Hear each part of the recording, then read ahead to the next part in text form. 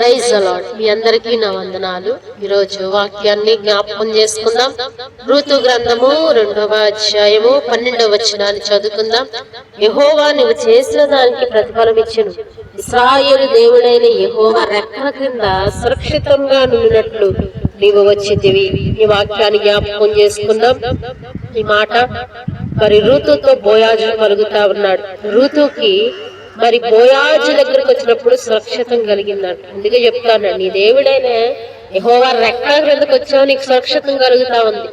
ఋతు అప్పటి వరకు కూడా మరి మోయాబు దేశంలో ఉంది కదా, మోయాబు దేశంలో సురక్షితం లేదు, మోయాబు దేశంలో భద్రత లేదు, మోయాబు దేశంలో సంతోషం లేదు, కీడును అనుభవించి ఉన్నారు.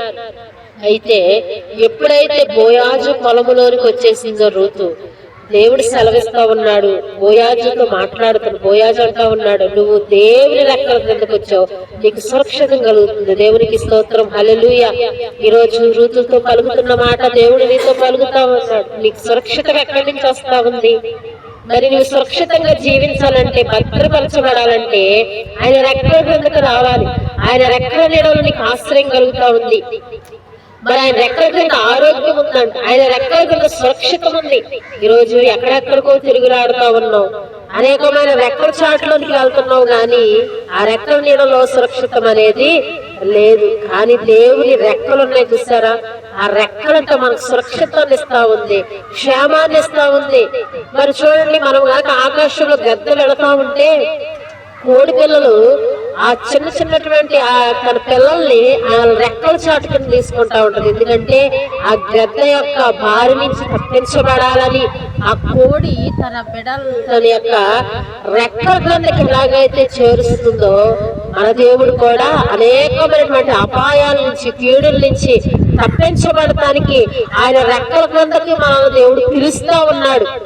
కోడి ఎలాగైతే రెక్కల కిందకు పిలుస్తా ఉందో, ఎలాగైతే కోడి తన రెక్కల చాటుకు తన బిడ్డలు దాచుకుంటుందో, దేవుడు కూడా మనల్ని కూడా ఆయన రెక్కల చాటు కింద దేవుడు మనల్ని భద్రపరుస్తా ఉన్నాడు. ఋతుకి ఆ పొలములో భద్రత కలుగజేశాడు దేవుడు.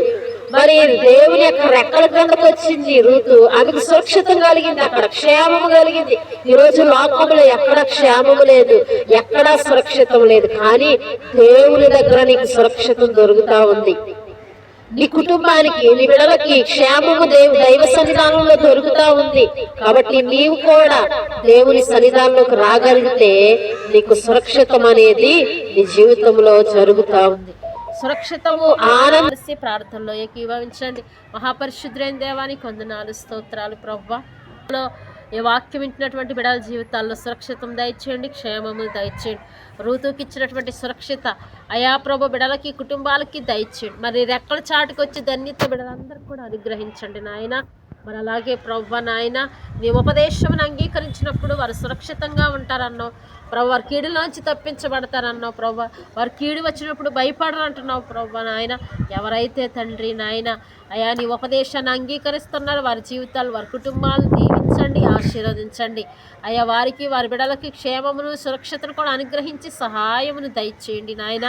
ఎంతమంది ఈ వాక్యాన్ని వింటున్న వారి జీవితాలు ఆశీర్వాదకరంగా, దీవెనకరంగా మార్చండి, సహాయమును దయచేయమని యేసయ్య నామమును అడిగి వేడుకుంటున్నాము తండ్రి. ఆమేన్, ఆమేన్, ఆమేన్. మీ అందరికీ నా వందనాలు. పరముకు నడిపించు బాట యేసయ్య మాట, జీవపూట పరముకు నడిపించు బాట.